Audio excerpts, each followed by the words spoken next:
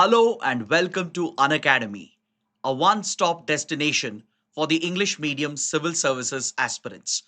A very good morning and welcome to the most comprehensive Hindu analysis on YouTube. Let's begin our discussion by first looking at the topics that we are going to discuss. From the Delhi edition of the Hindu, I have chosen 8 important articles for a detailed and comprehensive analysis. The idea is to ensure that you don't have to go back and read the newspaper again. Now, before we start the discussion, I have a couple of very important announcements, and please pay attention to this. Those who are preparing for 2026 and beyond, you have a golden opportunity to enroll for our online classroom program. You will get access to the live and recorded lectures under this program. You will be taught by India's top educators, and you will also get the study material, the test series, mentorship, and doubt resolution sessions. So, right now, you have a discounted offer going on, and you can enroll for the program at just 19,999. This new batch is starting from tomorrow, from 31st of May, and I'll be starting with the classes on international relations. So, tomorrow morning at 6 a.m., I'll be launching this new batch, starting with a comprehensive course on international relations. So, this is the last opportunity for you to enroll for this new batch, which begins from tomorrow. And you can avail this course at just 19,999. And you also stand to get up to 12 months of free extension. Now, on the subscription page, you might see a different price. You will not see the discounted offer. So, to avail the discount, you have to enter the code IAS English. So, those interested, click on the link in the description box below. And for those who are preparing for the upcoming mains examination, we've been receiving a lot of requests from our students, especially those who have done well in the prelims, those who are scoring above 90, 95, 100. They've been asking for a guided program to help in answer writing. Because clearing the mains exam is all about mastering the skill of answer writing, along with covering your syllabus and covering the key topics from the static and the current affairs portion. So, to help those students conquer mains, we are launching this initiative, Conquer Mains 2025, which will include 50 live sessions with more than 100 hours of teaching. And we will provide you not just the important static concepts with current affairs, but we will also provide dedicated answer writing sessions. We will provide you the questions, model answers, some detailed notes as well, and more importantly, the educators themselves will evaluate your answer copies and give you a detailed feedback. These answer papers will not be evaluated by mentors or subject experts. They will be evaluated by the teachers themselves so that you get the most appropriate feedback which can help in improving your answer writing skills. This course, which will run from June to August, it's available at just 5,999, and those interested can immediately register by clicking on the link provided in the video description. Then if you want the PDF of this class, of today's The Hindu session, please join my Telegram channel by scanning the QR code. After the session ends, I'll be sharing the PDF over here. Now let's get started and look at the first article. We have a very important column on page 12 that is related to security, defense, and international relations. This article is related to some of the developments that took place during Operation Sindoor. Now, some of you might be wondering, why are we still discussing about Operation Sindoor? Haven't we covered this enough? Today's article provides some fresh insight. The operational details of Operation Sindoor was largely classified. The government of India has officially not come out with the specific details of India's military operation aimed at Pakistani terror and military targets. But slowly, one by one, there are some verifiable reports coming out in the media regarding the tactics, the strategies that were adopted. And this article in particular helps us understand the new paradigm shift which has happened in India's warfare doctrine. There is a major shift which is evident in our warfare doctrine, particularly aimed at Pakistan, towards the northern and western borders of India. And this new doctrine was tested out during Operation Sindoor. So, what is this new doctrine that the article is talking about? The article is mainly focused on the usage of autonomous platforms, autonomous weapon systems, and how they are redefining the very nature of warfare. In fact, even before this clash between India and Pakistan, we have seen in recent years how autonomous weapon platforms have transformed the battlefield. The traditional conventional battlefield is gone, where infantry charges would be the hallmark of a battle, or legendary artillery regiments invading the territory of the other country used to be the conventional norm. So, such battles are long gone into history. Today, what you're witnessing is a network centric battlefield where new age weapon systems are being deployed, which are all interconnected with different platforms speaking to each other, providing a complete situationally aware environment for the Indian soldiers. We have seen such battles taking place between Russia, Ukraine as well. Both Russia and Ukraine have effectively deployed autonomous weapons such as unmanned aerial vehicles, unmanned aerial systems, and that too in a network centric environment. We have seen Israel deploy such platforms as well in the ongoing war in Gaza. Just yesterday night, Israel has launched major strikes in Yemen aimed at the Houthis. It has previously launched targets against Hezbollah as well in Lebanon using such tactics and methods. So, Operation Sindoor was like a pilot project for India. A pilot project, a test bed, a laboratory of sorts to test out India's new weapon systems, to put them into action in the battlefield against a formidable adversary. So let us see what kind of autonomous weapons were deployed by India and how it represents the entry of India into a new era of warfare, the era defined by autonomous weapons and network centric battlefields. So, from the 7th of May, when Operation Sindoor was launched by India, till the 10th of May, during those 4 days, we received very little reports as to what exactly was happening on the battlefield. Of course, we did get some official confirmation that India had struck terror targets in Pakistan. Then it led to a military escalation where India engaged Pakistani military targets as well. But what were the exact tactics that were employed? What weapon systems were used? Those specific details are slowly emerging one by one. Now, if you look at the 7th of May and the subsequent days as well, India not only employed guided missiles, but we also relied heavily upon loitering munition. We relied upon autonomous drones for ISR collection. ISR stands for intelligence, surveillance, reconnaissance. We also used toy drones and quadcopters on a massive scale, primarily as a decoy. And India also deployed for the first time ever swarm drone formations. Now let's understand this one by one quickly. See, initially India tested out Pakistani air defense positions, but prior to that, India had to acquire the specific targets in real time. If we were targeting terrorist infrastructure in Pakistan, let's say the Lashkar headquarters in Muridke, or the terror launch pads in POK, or the Jaish headquarters at Bahawalpur, obviously the targeting would be based on real time intelligence, which is being collected through multiple sources. Reports indicate that India had human intelligence or HUM-INT, which was accessible to Indian intelligence agencies, meaning we had human assets on the ground at the target sites providing real time intelligence. Apart from human intelligence, the other important aspect of intelligence gathering is tech intelligence, technological intelligence. This could be in the form of electronic intelligence through interception of electronic communication of the enemy, or it could be image based intelligence or IMINT, which is mainly generated through satellites and as well as through drones and aircraft.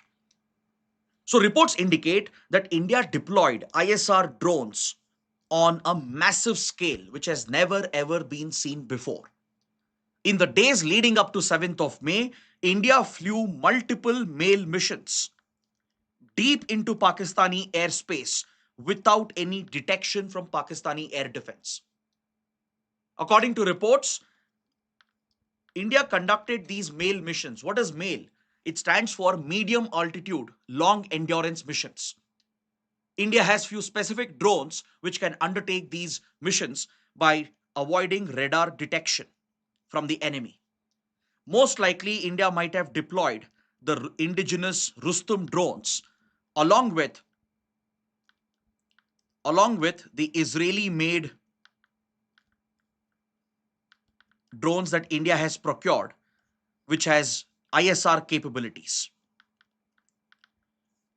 So, in the run up to 7th of May, to acquire the targets, to generate that real time intelligence, and also to map out Pakistani air defense, to locate their ammunition depots, to locate their command and control centers, their forward operating bases, and more importantly, to locate their surface to air missile batteries.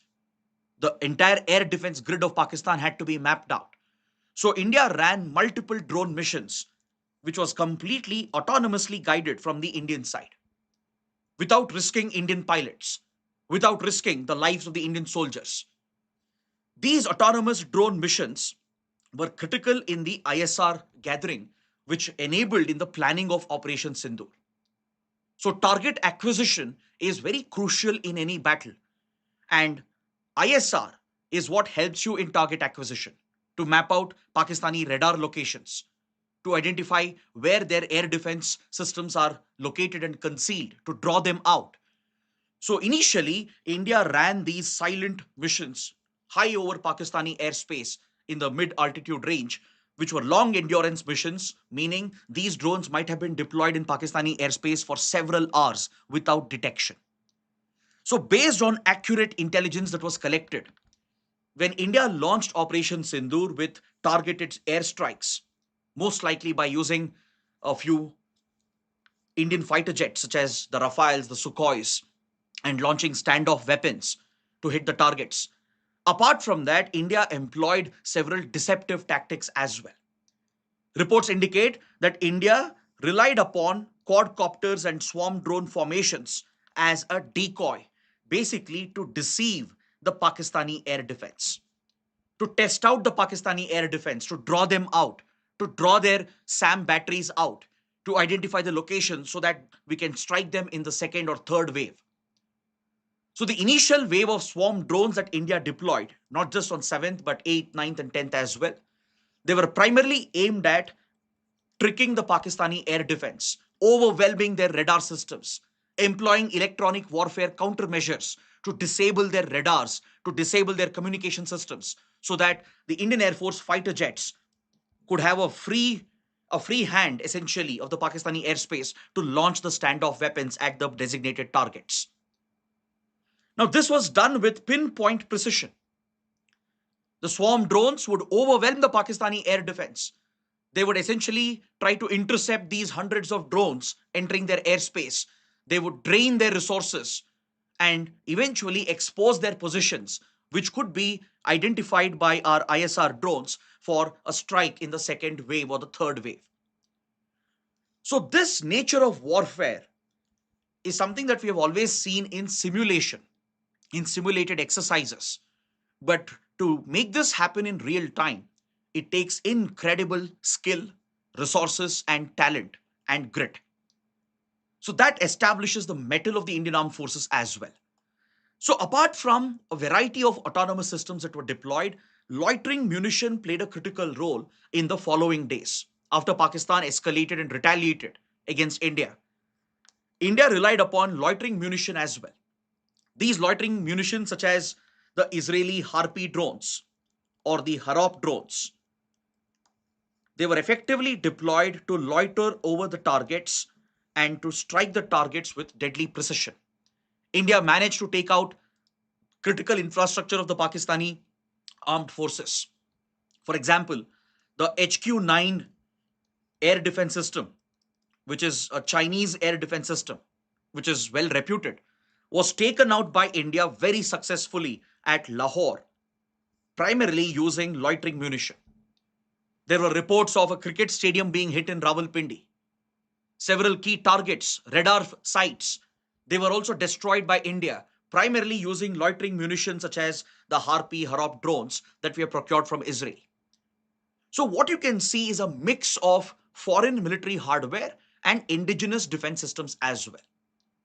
In fact, Operation Sindoor marked the success of India's indigenous weapon systems. For example, the quadcopters that were used as decoys, the swarm drone formations that were deployed to overwhelm the Pakistani air defense, they were primarily a product of India's indigenous defense industry, developed by DRDO in collaboration with the private sector. India has opened up the aerospace and defense sector, particularly drones, for private participation. There are several drone based startups in India today, especially based out of Bengaluru. So these commercial drones developed by Indian startups, Indian defense companies, were extensively used in actual combat. So what you can understand from this is that India has developed a multi-layered autonomous weapon system to aim, deceive, and target the enemy sites. Because in a battle, it's not just about hitting the target, it's about deceiving the enemy as well. It's about taking as minimal losses as possible. Losses are inevitable.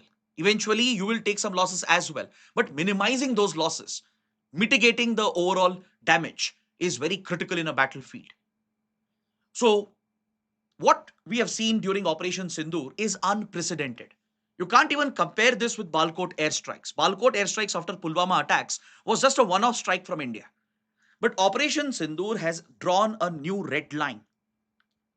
India has established an entirely new paradigm to deal with Pakistan by using its technological superiority. So the information as it comes out slowly, because the government is still holding on to the information, as Operation Sindoor is ongoing according to the government of India and the armed forces, which possibly means there could be more strikes in the coming weeks, months, and you never know as to when things might escalate again between India and Pakistan, though there is a ceasefire as of now. Because just yesterday night, there were some disturbing reports. OSINT sources, open source intelligence sources, are indicating that Pakistan has cleared its air traffic yesterday night away from the international border, indicating that something might be up between India and Pakistan again. However, these are still unverified reports. But what I'm trying to say is that Op Sindoor is still an ongoing operation from the Indian perspective, and hence the operational details are very limited and still classified. So these reports which come out, which are verifiable reports from verifiable sources, is basically giving us insights into the new age of battlefield, the new era of warfare that we have entered. Now, talking about drone warfare, India employed many indigenous platforms, including the Nagastra. India's indigenously developed radars have performed phenomenally well in detecting the Pakistani counterattack, because Pakistan resorted to similar tactics following India's first strike on May 7th. Pakistan retaliated with swarm drones. Pakistan also deployed quadcopters and toy drones in massive numbers. The estimates go up to 600 Pakistani drones launched towards India over the period of 3 to 4 days. The Pakistani intention was to overwhelm the Indian air defense, to test the Indian air defense response, to draw them out, to identify their locations. So the initial strikes were basically ISR missions. The initial wave of strikes that both sides carried out using quadcopters, toy drones, and swarm drones, that was not the real attack. Because see, these drones are very cheap. Warfare is also about the money involved. You don't deploy multi-million dollar assets blindly, or you don't use a multi-million dollar weapon to strike some rudimentary building, right? So what we have seen from both sides is that they've mainly relied on the cheaper options, the easily available commercial drones, as a decoy to deceive, to deflect, and to disorient the enemy, to collect intelligence, to generate live visual feed as well. Reports indicate that India had the capability to generate live visuals from the operations that were going on, both using satellite based imagery and as well as drone based imagery. Micro UAVs were deployed to generate real time live feed, which gives you the situational awareness that is necessary. So, when Pakistan launched the initial wave of swarm drones and toy drones in massive numbers, the Pakistani intention was also the same, to essentially use them as a decoy, to exhaust the resources on the Indian side, to push India to launch surface to air missiles and take down these cheap drones, right? And in the process, that would exhaust our arsenal as well. It would lead to chaos, confusion, and it is a form of psychological warfare as well, to overwhelm the air defense, to draw out the positions, to identify their locations, and strike them in the second and third wave. But India did phenomenally well when it comes to intercepting the Pakistani intrusions. Now, this is something very interesting. See, India has deployed a network centric warfare environment today, particularly on the Western Front. The Indian Army and Indian Air Force have established very high level of coordination, especially between their air defense units. Along with Indian Navy, there is an integrated command control which has been set up, the integrated air command control system which has been set up, that provides for 24/7 real-time surveillance of the battlefield. The integrated battle management system, which integrates all the weapon platforms on the front lines. The forward operating bases are all interconnected. All the radar data, the sensors which are relaying the data, the information, the satellite imagery, the drone live feed, everything is integrated into these command centers. So this network centric system that India has created is highly centralized but distributed. It's a centralized command control system which has been set up by the Indian Armed Forces, but it is distributed on the front lines, which means we have built redundancy into the system. Now, what do you mean by redundancy? During the course of battle, as I said, you will take losses. It's inevitable. What if Pakistan manages to strike one of our radar sites, one of our key air defense systems, or one of our command control centers? You can't concentrate every resource in one site. That leaves you vulnerable. So you need to have redundancies. You need to have backups. You need to have a distributed network. And that is exactly what the Indian Armed Forces have set up. Because the Pakistani strikes stretched over 1,500 kilometers in range, from Jammu in the north, Jammu Kashmir in the north, all the way till Bhuj in Gujarat in the south. So dealing with hundreds of projectiles, from toy drones to loitering munition. Pakistan also deployed loitering munition. Plus it deployed cruise missiles and ballistic missiles as well, rockets. So to deflect them, intercept them, to deceive them, you need a well-distributed network of radars, sensors, satellites, drones, which are all interconnected, relaying real-time data to the command centers, so that this information can be relayed to the battlefield commanders, to the forward operating bases, so that fighter jets can be immediately put in the air to intercept them, or surface to air missiles can be launched using the integrated air command control system. A multi-layered air defense was put in place by India, relying upon multiple systems, starting with the long-range S-400, which proved its battle worthiness. The S-400 that India had procured from Russia was effectively used against certain high-value targets. Reports indicate that India might have taken out a couple of Pakistani AWOCs. One of the AWOC systems, which is an airborne early warning command system, it was deep inside Pakistani airspace, around 315 kilometers deep inside Pakistan. Pakistan has a few AWOC systems mounted on the Saab transport planes, and one of them was reportedly taken down by the S-400. And this was a strike deep inside Pakistani airspace. India also managed to use the mid-level of its air defense systems, which included the Barak, the Akash and Akash Next Generation, and the Akash Tir network, which is an indigenously developed AI-based cloud network, has effectively identified, tracked the incoming targets in an automated fashion, and it has managed to intercept most of the incoming projectiles. While S-400 provides for long-range coverage, the Barak, the Akash, and the others provided for medium-range coverage. But what was unique was India managed to use even outdated platforms and improvise them, and they have been deployed quite effectively on the battlefield. We still have few old Soviet era, Cold War era platforms, such as the Pechora rockets, the Shilka, the L-70-72 anti-aircraft guns. They provide for close coverage, close in air defense. That is in very close ranges.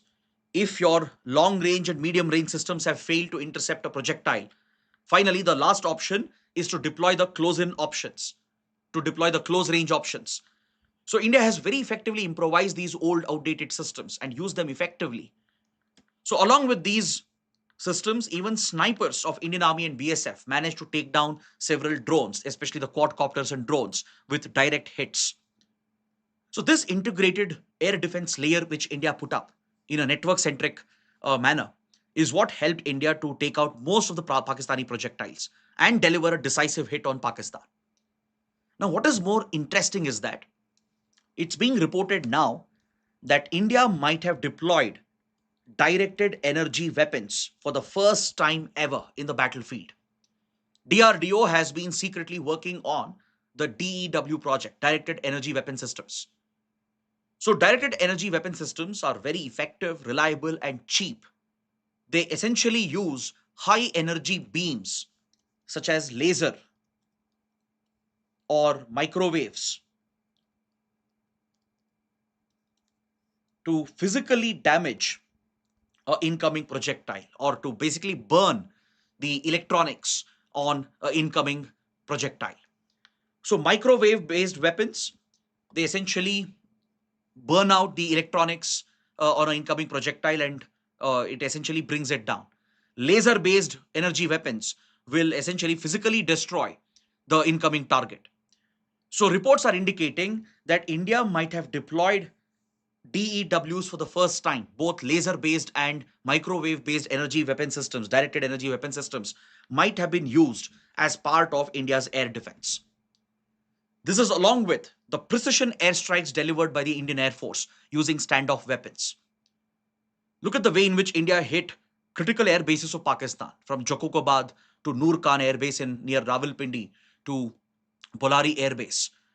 Again, reports are indicating India not only damaged the runway at Bolari Air Base, but even took out another AWOC system which was on the ground.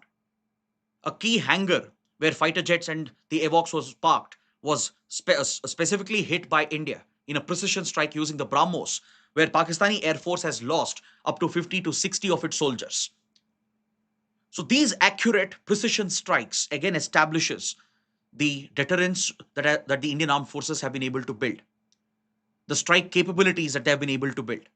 This is not going to be possible without real-time intelligence, without the help of new age weapon systems and enablers like satellites, AWOC systems, drones, etc. So this represents India's entry into a new battlefield, a new paradigm in itself when it comes to warfare. And as I said, Operation Sindoor is still ongoing. So you might even see further skirmishes happen in the coming days. If at all, Pakistan tries to do something, it tries to resort to another misadventure using terror groups or using conventional military options, India would be fully prepared. So please focus on these new age weapon systems, the new technologies, how they are playing a role in the battlefield, right? So that is going to be relevant for the exam. UPSC might ask you about the new paradigm that we are seeing in warfare, the role of autonomous systems, the role of drones in warfare, the role of network centric warfare, right? You need to have a basic idea. You need to know about our indigenous weapon systems, the imported weapon systems as well. Just a basic knowledge about this could help you answer these questions. Now let's look at the next article from page 10. This is related to education. So let's focus on this article. It's very, very important for GS paper 2. Even it could be relevant for essay paper as well. If there is an essay related to early childhood development, or if there is an essay related to India's demography, right? Or if there is an essay related to, let's say, India's overall education system, I think the learnings from this article can be very important. So this article is focused on early childhood education, abbreviated as ECE, early childhood education, which refers to education in the age group of 3 to 6 years. That is before a child enters the school, the formal schooling system. That is before a child joins class 1, the first standard. Before that, you have the LKG, UKG classes, the pre-nursery classes, which falls under this category. The education which is imparted to a child in the age group of 3 to 6 years falls under the bracket of early childhood education. Now let's understand how important is this phase of learning in our lives. The writer takes the help of popular American economist James Heckman, who is also a Nobel laureate, who won the Nobel in economics for his incredible work. James Heckman makes a very popular statement. He says that children, their overall potential as they grow into adults, it is entirely dependent on what support you have received, what education you have received in your early formative years. And he is absolutely right. The kind of training you get, the kind of skills, the kind of education which is imparted, the kind of values which are imparted to you when you're in the age group of 3 to 6 years is what will define you as an adult. Whether you will become a successful individual in your career, in your personal life, is entirely a determinant of the early care that you have received. That's why James Heckman calls it the lottery of birth. He says that birth is a lottery, which is absolutely true. It all depends on the families that we are born into. None of us can choose this. The families that you're born into, their financial capability, the capability of your parents, the ability of your parents to understand the needs of a child and to care for the child, provide them the right nutrition, provide them the right education, the right training, the right skills. This is what determines what you will become as you grow into your adulthood. Now, this entirely is a factor of pure luck, according to James Heckman. He calls it the lottery of birth. He says very few kids are privileged in this world. Very few kids are born into such families where they have access to everything. See, this is not just about money. It's not just about, let's say, millionaires, billionaires providing the best possibilities for their children. It's about any family. It could even be a middle class family. If the parents are aware that the child needs early childhood education, if the parents themselves are better skilled in imparting those basic skills or enrolling them into the right institutions in the pre-nursery phase, even they could make a difference in the upbringing of their child. So even a low income family can do this.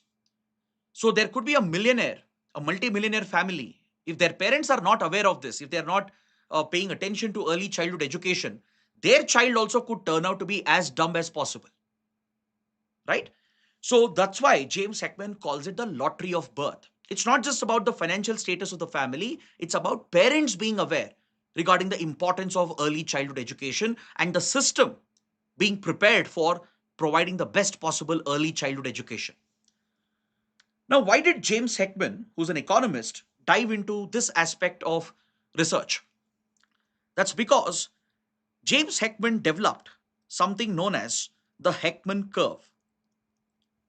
Now, please make a note of this. This can be very important for your prelims. UPSC might ask you, what is the Heckman curve?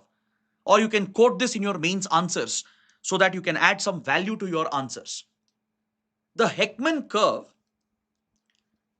essentially represents the age of a child versus the rate of ROI. What is ROI? Return on investment on human capital.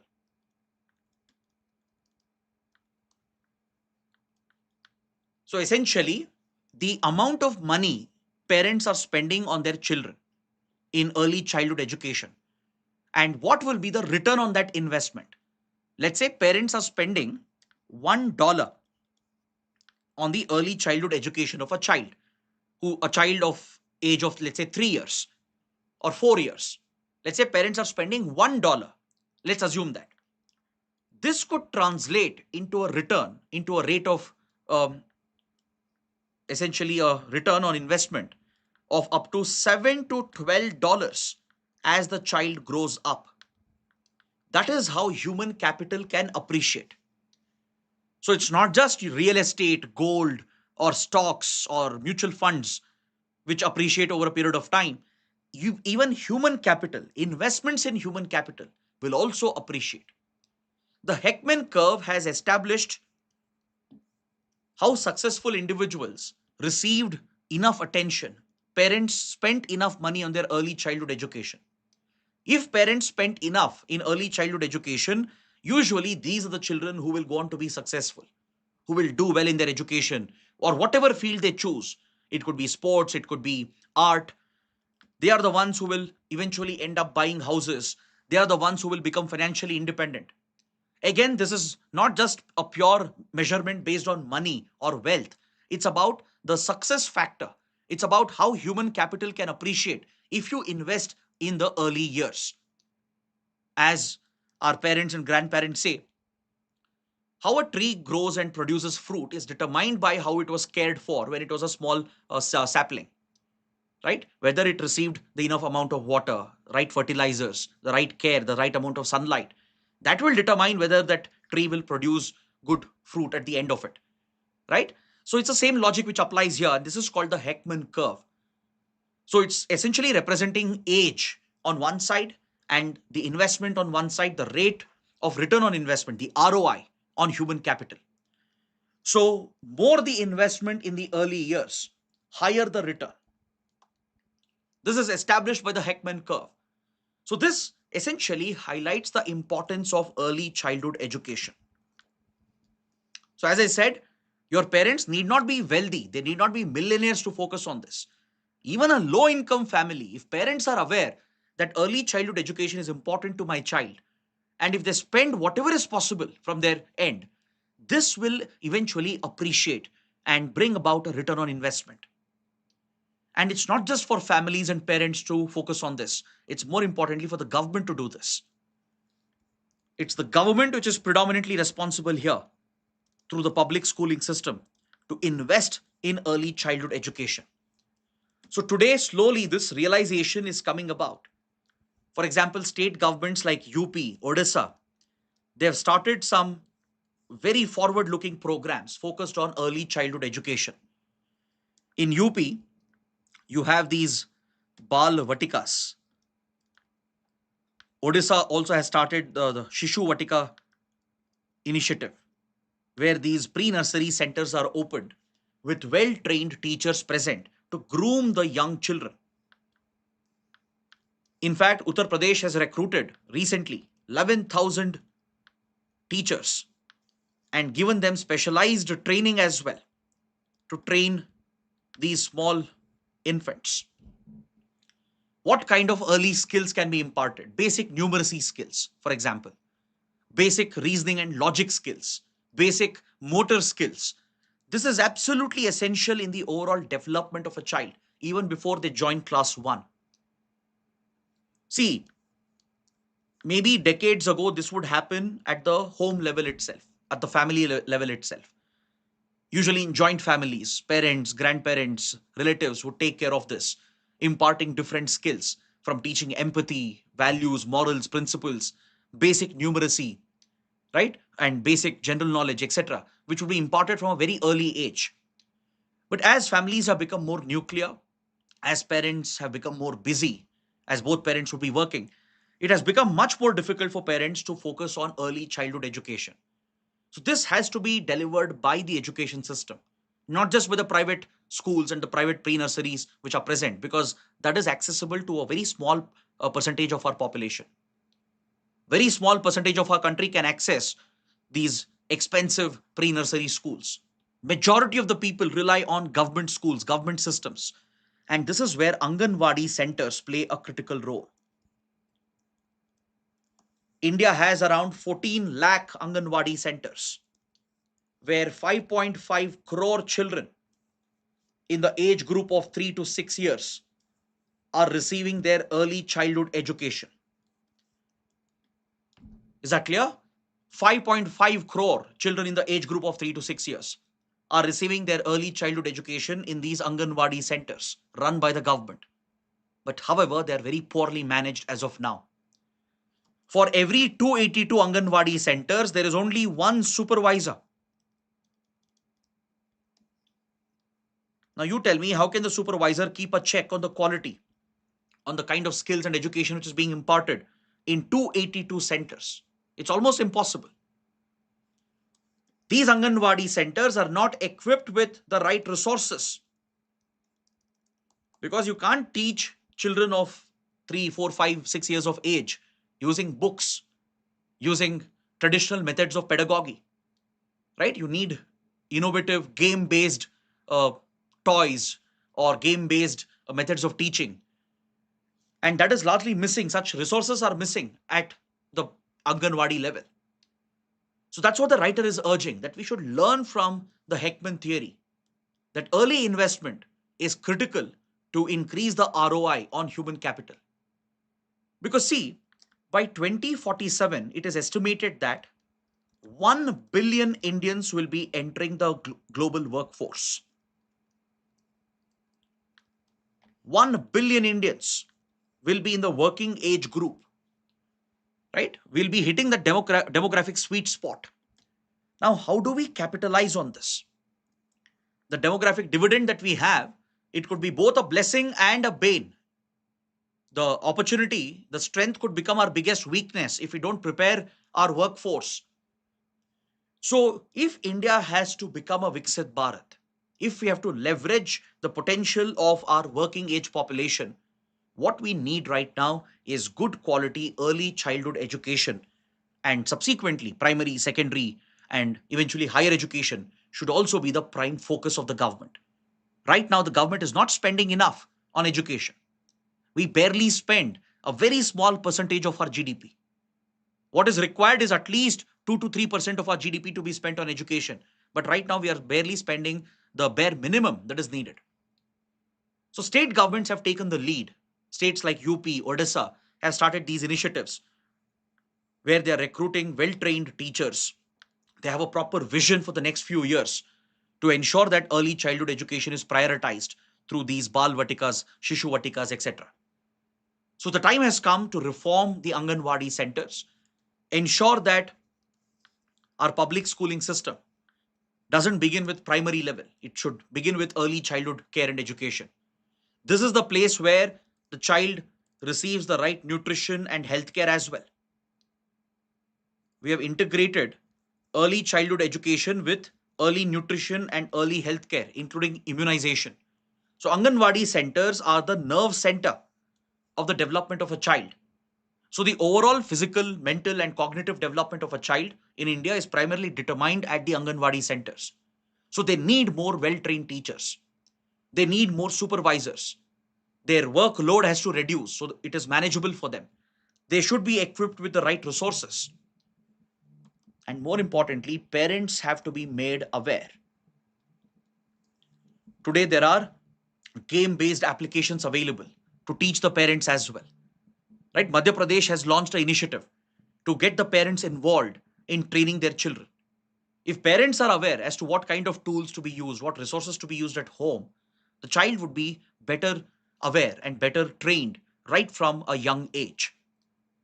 So, using game based applications, edtech applications, for example, could help in bringing the parents on board, because early childhood education doesn't only happen at the institution, it happens at home as well, primarily at home. So, taking the parents on board, training them, making them aware is equally important. So, that is what India should focus upon with regard to early childhood education. I hope you guys have understood this article. I feel it's a very important topic. There can be a question on this. So, please take down this practice question, write your answers, and post them in the comment section below. Now, let's take a quick look at the two remaining big articles, and then we'll move towards the prelim section. This editorial is focused on the Kerala shipwreck, which is posing a huge environmental hazard to the coastline of Kerala. See, we have discussed this topic multiple times in the last few days. Given the gravity of the situation, it's an important topic, it deserves our attention. But I'll not waste your time by repeating the same points. There's something that we need to learn from this article, from this editorial. We'll just understand the editorial viewpoint and we will move on to the next article. So, just to give you a quick summary, a quick background, what has happened? off the coast of Kerala, around 35 nautical miles from coast of Kerala, from Kochi in the Arabian Sea, a commercial ship, a container ship, a cargo ship, it basically ran aground, tilted, and it has sunk. This massive container ship was carrying 640 containers, and out of them, 13 containers were carrying hazardous material. 12 of them were carrying calcium carbide, which I've explained in one of my last sessions. Calcium carbide is highly reactive, it reacts with water. It's a highly flammable substance, it releases acetylene gas. It has a huge industrial application, but if humans come in contact with it, it is highly corrosive. It can burn your skin. It can even cause the burning of the eye. It can, and if you inhale the acetylene gas which is produced, it is highly toxic. It can burn the respiratory tract, leading to pulmonary infections. Then this could be detrimental to the marine ecosystem, right? If the containers were to leak the calcium carbide, it will immediately react with the water. There would be a violent reaction leading to the release of acetylene gas, which can be detrimental to the marine life.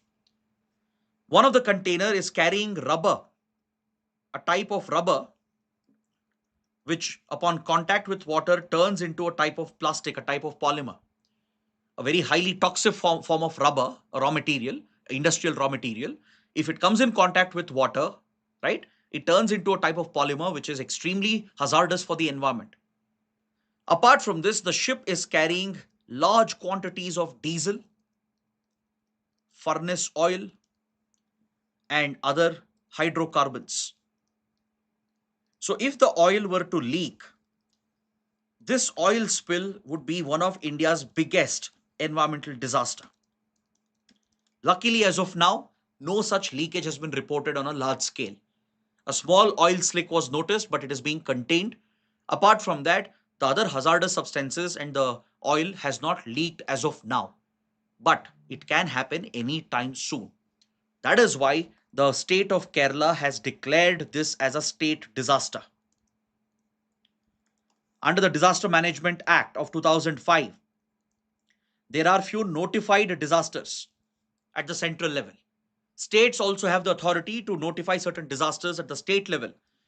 So, when a disaster is declared at the state level, it allows the state to mobilize more resources on a war footing. It will allow the state to deploy more resources as a contingency. It will help the state to bring better coordination and also impose restrictions on the masses. Because right now it's important to educate the people in coastal villages to not collect any of this material.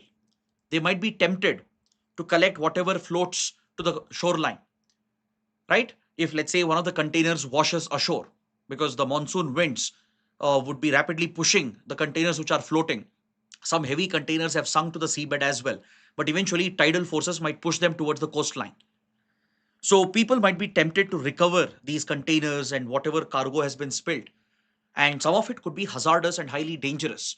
So there is a need to restrict the activity, educate the people, and declaring it as a state disaster gives the state government the required authority and resources to do that. So it is treated as a contingency.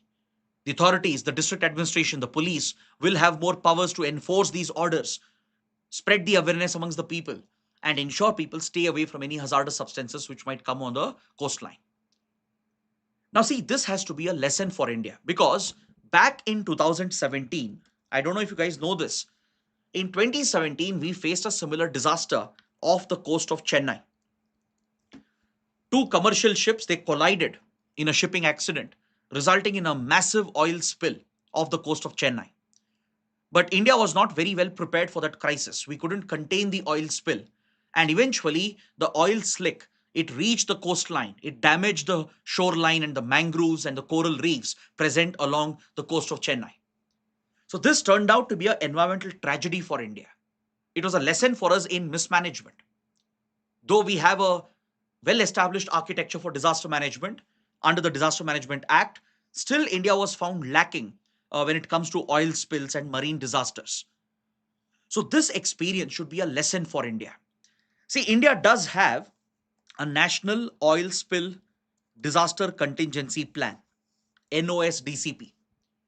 The National Disaster Management Authority has notified a National Oil Spill Disaster Contingency Plan, and it identifies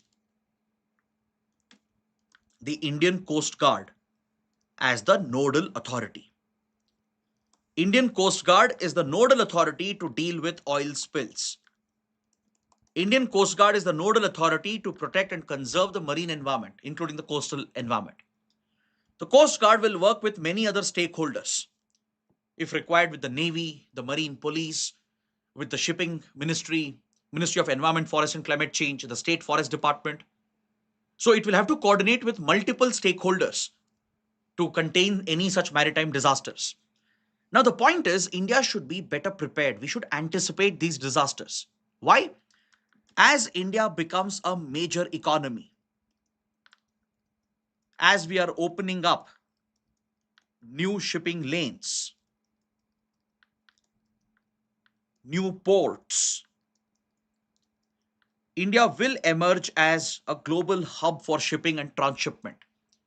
Now, in Kerala itself, for example, recently we have inaugurated the Virinyam transshipment facility, one of India's first and largest transshipment facility and port facility, which could turn into an international hub of transshipment, right? So, in fact, the disaster has occurred very close to the Virinyam port in Kerala, which was recently inaugurated by the Prime Minister. So, with India setting up more such port facilities and transshipment facilities, India becoming a major global economy, more and more ships will move towards India, bringing more and more cargo. So, it basically means that we will witness more such accidents in the future. Despite the best regulatory measures and safety measures, there will be more such accidents in the coming days. So, now is the time to prepare for it. Ensure that there are better safety measures and regulations to prevent the accident in the first place. Prevention should be the first step in disaster management in the pre-disaster phase. As they say, prevention is better than cure. But inevitably, you may not be able to prevent all the disasters. Shipping accidents are bound to happen. Just like road accidents can't be prevented, air accidents can't be prevented, right? Shipping accidents can't be 100% prevented. Of course, with better regulations, better enforcement and safety measures, you can minimize the number of accidents. But apart from that, what we need is focus on mitigation.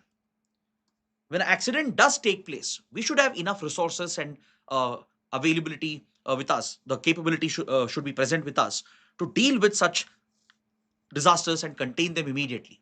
See, right now, the cargo ship which has sunk to the sea floor and many containers have sunk to the seabed as well. Right now, India doesn't have the salvage capability. You know what do you mean by salvage operations?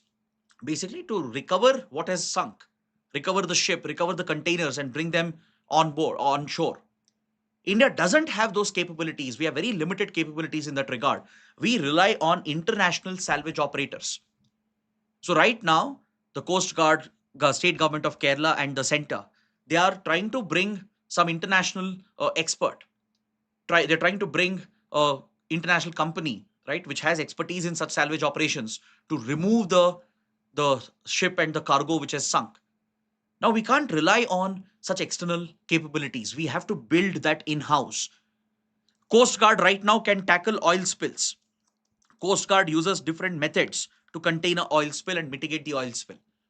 It will immediately lay a boom and it will try to restrict the spill from moving around and it will contain it, and then it will try to skim the oil from the surface, or it will try to disperse the oil, break it up using chemical agents or bioremediation agents. So though the Indian Coast Guard has such capabilities to deal with oil spills, we don't have the capability to carry out large scale salvage operations, to lift these massive cargo ships if they sink to the ground, or to lift the containers which might have sunk, right? Recovering them and bringing them safely on shore is a unique capability which has to be built. So this is absolutely essential for dealing with maritime disasters. So on one side, yes, we have to focus on preventing them. Prevent them through better regulations, better enforcement, better safety measures. Prevent the accidents entirely. Better traffic management, better technology can be used. But eventually, some accidents are inevitable. So when it happens, you have to mitigate the crisis. You have to immediately contain the oil spill and any spill of hazardous substance, recover and salvage the ship and the cargo, bring it safely on shore, and scientifically deal with them. So that is what is needed, and India lacks those capabilities as of now. So editorial is urging the government to build those maritime disaster management capabilities. Coming to the next article, we have an update from Manipur. As you all know, Manipur has been burning from the past couple of years as a result of the deep rooted ethnic violence between the Metis and the Kukis. Again, I'm just trying to give an update here as to what's happening in Manipur. Following months of violence between Metis and Kukis and the armed insurgent groups on both sides, some kind of stability did come back to Manipur. The then state government, led by the controversial Chief Minister N. Singh, took responsibility for the failure to manage the crisis and stepped down. And eventually, the government has been dismissed. The state legislative assembly has been kept in suspended animation as well. The center has taken over the administration of Manipur. But now, the peace still has not become permanent. It's only a tentative peace which is holding between the Metis and Kukis. Because months of violence, targeted violence at each other, has led to a lot of hostility. It has bred hatred between the communities. Right now, what you're seeing is just a temporary pause, like a ceasefire, which is in place. But even now, there are these incidents every now and then, which is happening again and again, which could easily open up the wounds and result in a further escalation. So, the most important thing right now for the center is to engage the responsible section on both sides of Metis and Kukis to work at a deal which is beneficial to both the communities. The center should not engage in talks with the radical factions. There are radical extremists on both sides. There are radical extremists who have taken up arms and weapons from the Kuki Zo community as well. There are radical extremists from the Metis community as well who have taken up arms and weapons. In fact, this ethnic conflict has an age-old history. It goes all the way back to 1960s. In fact, that was also one of the root causes of insurgency in Manipur between different armed groups. So the center at any cost should not entertain these radical factions and armed groups. We should not cater to their demands. We need to put down the armed groups, ensure they surrender. The security forces have been doing pretty well in pushing the armed groups to give up their arms and weapons and maintain some sense of stability right now. But the center has to engage with all the factions, the responsible leaders, the political leaders and representatives who are the legitimate representatives of Metis and Kukis. But what is concerning is that it appears that the center is still relying upon the radical forces to stabilize the situation. It's essentially appealing to the extremist forces. It's trying to make concessions for them so that the violence will stop. So this is never a long-term solution. If the conflict has to be resolved, we need to find solutions to the deep-rooted problems. The Metis have some genuine concerns. The Kukis also have some genuine concerns, and these have to be addressed. The Metis feel cornered. Though they are in majority in the Imphal Valley, they feel cornered by the hill tribes, the Kuki Zo community and the Nagas, who have the scheduled hill tribe status. The Kukis also have a legitimate concern.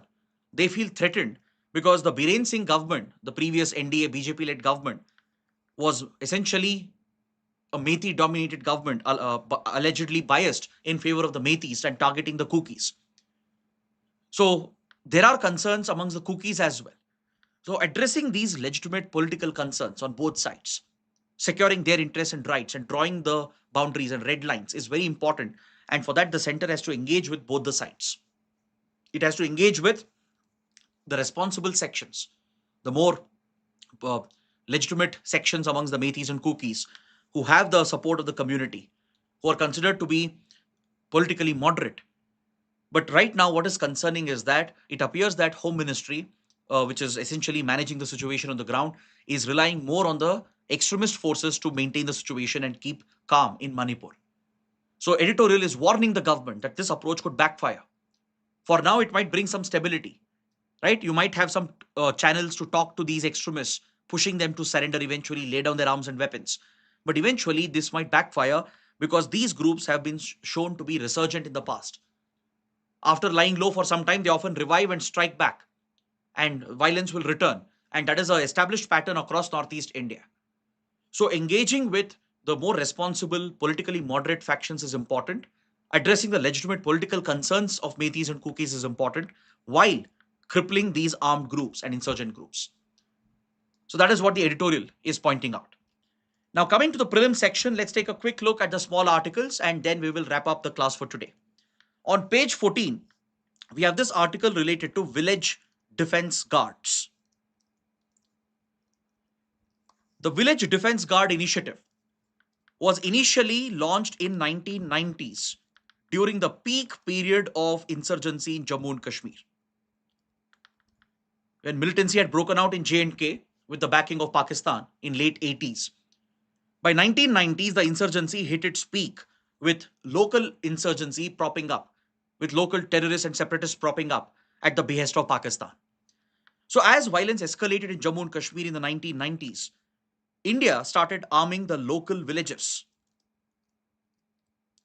especially near the line of control in the Jammu division, so that the civilians could defend themselves. They could protect themselves. They could also act as the second line of defense for the security forces. This strategy was initially very effective. The Indian Army and the paramilitary forces like BSF, CRPF, they would essentially supply arms and weapons to civilians. Even JK police would be part of the initiative. They would provide arms and weapons to local villagers, provide them arms training as well. They would even be given a monetary compensation in the form of stipends.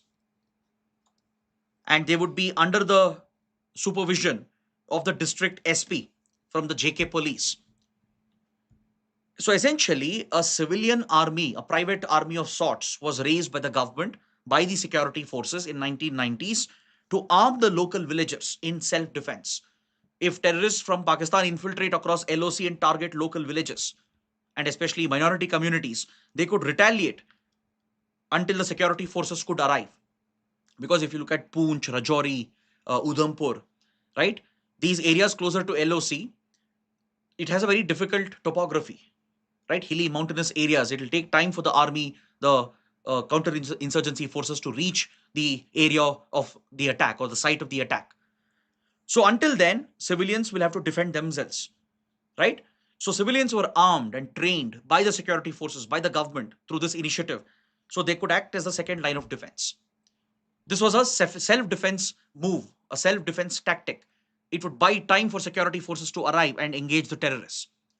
This initiative was very successful in the 1990s and it gave results in tackling insurgency and terrorism. But however, there were serious allegations of its abuse. Whenever you raise such a private army, there will be consequences. There's bound to be consequences. As some of the civilians, some of the villagers misused the authority, the powers they had, the weapons which were given to them to carry out killings of innocents. So there were serious allegations of human rights violations that came up in 1990s, following which this initiative was disbanded. The Village Defense Committees, as it was called back then, it was previously called Village Defense Committees.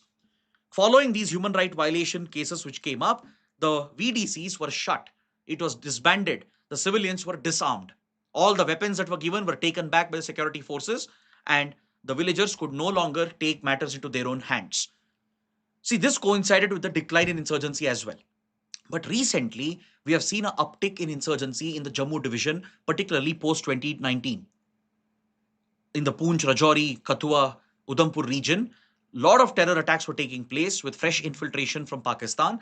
And to counter the threat, the Modi government revived this initiative, the old 90s initiative which had been shut. It was revived and restarted as the Village Defense Guard initiative in 2022. 3 years ago, the Village Defense Guard initiative was restarted and CRPF and BSF along with JK police, they have been rearming the civilians in the border villages providing them arms training as well so they could defend themselves and act as a second line of defense. Now, this initiative has acquired even more priority after Pahalgam attack and after Operation Sindoor. In fact, during Operation Sindoor, when Pakistan was deliberately targeting civilians, villages, and places of worship in Jammu, right? Village defense guards played a key role in backing up the BSF and the army, acting like a second line of defense. So, following these learnings, the BSF has started fortifying these border villages and it has been supplying more arms to the local villagers, giving them more training to the border residents. So, these civilians near the LOC can act as an effective second line of defense in case of a conflict with Pakistan. Is that clear? So, village defense guards are becoming more and more important in the Jammu region, and the BSF has been supplying more arms and giving them arms training as well. So, this is a controversial decision. On one hand, it could be beneficial for the security forces. As I said, they can back up the security forces, they can act in self defense, protect innocent civilians. So, there's an advantage. But the drawback is that what if they misuse the powers which are given to them, the weapons given to them? What if it leads to more human right violations, killing of innocents? That always remains a concern whenever you raise such a private army. Is that clear? So that's why arming civilians is always a controversial topic. Next, on page 16, there's an article related to the Election Commission of India. The Election Commission has rolled out a new platform called ECINET, which is going to be a single point dashboard for all election related activities, for all election related data, election related operations, for overall election management in the country. A single dashboard has been created by the Election Commission of India, which has been rolled out. We will see its first deployment during the upcoming Bihar election. See, right now, Election Commission had multiple platforms where different types of data indicators were being collected and tracked. For example, for voter enrollment, voter awareness, we had different apps and platforms. For reporting model code violations, there was a different app, the C-Vigil app. For electoral officers on the ground to record the number of voters and to enter the key data, to input the key electoral data, different applications were being used. So total of 40 different apps and websites were developed by Election Commission of India over a period of time, and they were being used to manage the elections in the country. 40 different apps and websites. But Election Commission recently has received a lot of criticism, especially from opposition parties, that its overall election management is not foolproof. There have been cases where discrepancies have come up in electoral rolls. People who have been deceased, who have passed away, their names have still been present in the electoral rolls, and apparently votes have been cast in their names as well. There have been cases where the counting of voters has triggered controversy, where within 1 or 2 hours, especially during the closing hours of the election, there is a sudden jump in the number of voters, right? A sudden massive jump reported in some constituencies.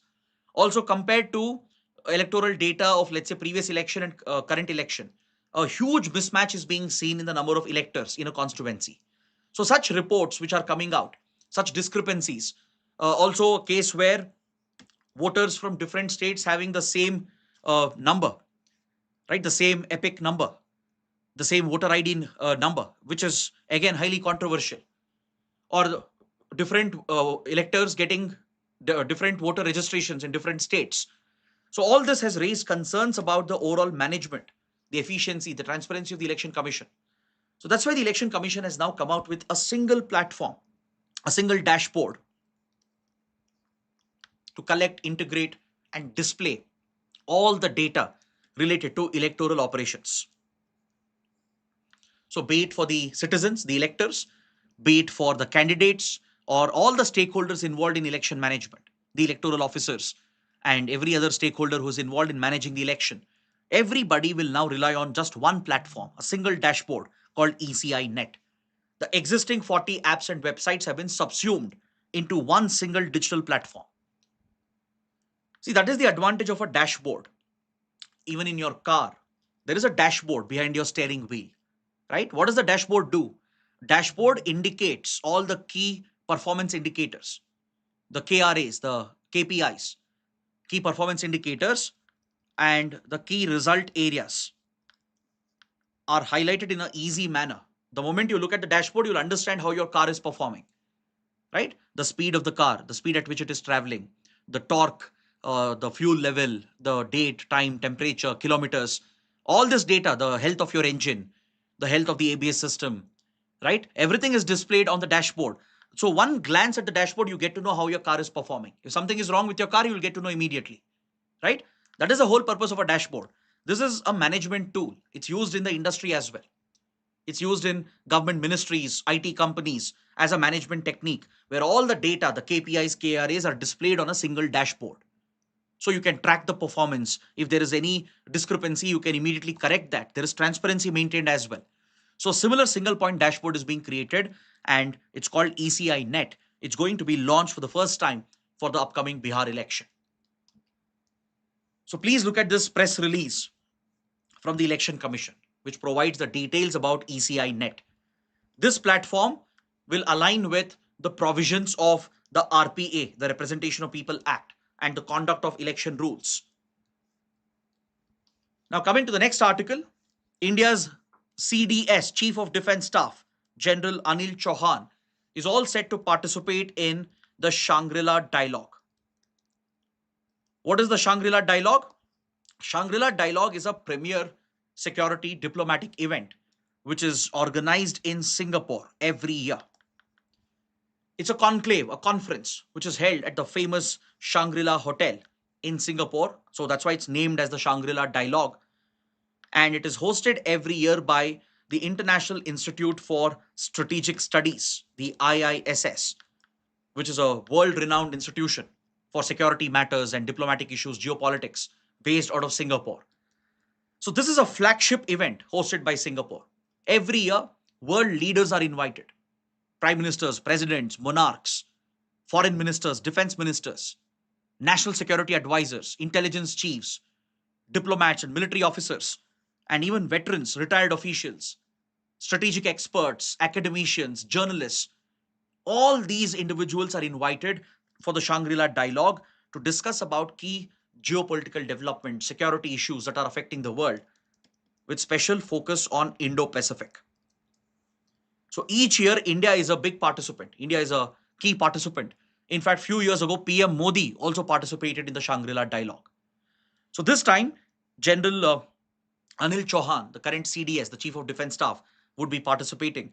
And so it would be very interesting to see what Anil Chauhan would say, given the backdrop of Operation Sindoor. All right. So please note down what is Shangri-La Dialogue. A basic factual question might be asked. Now, did you know India also hosts a similar event, a similar high-profile diplomatic event, right? It's hosted by a think tank in India in coordination with Ministry of External Affairs. Can you find out the name of this event, which is hosted in India? It is modeled on the Shangri-La Dialogue. The event which is held in India, right? It is essentially based on the model of the Shangri-La Dialogue and the Munich conference, which is hosted in Germany. So can you name this event in the comment section? That is your homework. That's your assignment. So what's the name of this event? And which organization hosts this initiative? Please mention that in the comments. What's the name of this event hosted by India in coordination with Ministry of External Affairs? And which is that organization, which is the think tank that organizes this diplomatic event in India? Coming to the last article for today, from Science and Technology and IR, China has launched Tianwen-2, a space mission to collect asteroid samples and return the samples back to Earth by 2027. So Chinese space program has advanced by a big margin in recent years. China has succeeded in its lunar missions. It has recently collected lunar samples and returned the lunar samples as well, right? So can you find out the name of China's lunar mission? China has a very expansive series of lunar missions planned under a program? What's the name of this program? Mention that also in the comments. So Tianwen 2 is focused on reaching near Earth asteroid 2016 HO3 and comet 311P. It will make a rendezvous with these celestial bodies, and it will collect the samples as well from the surface, which is a very complex task, and return those samples back to Earth for scientific studies. NASA has succeeded in one such mission to collect asteroid samples. Now, China is aiming for it through the Tianwen 2 mission. So, that is one more fact which could be relevant for the prelims exam. So, on this note, I complete my discussion for today. I hope you guys have understood all the articles in detail. Let me know what you think in the comments. If you benefited from the session, please press the like button, share the video with other aspirants, and don't forget to subscribe to our channel. That is it. Thanks for watching.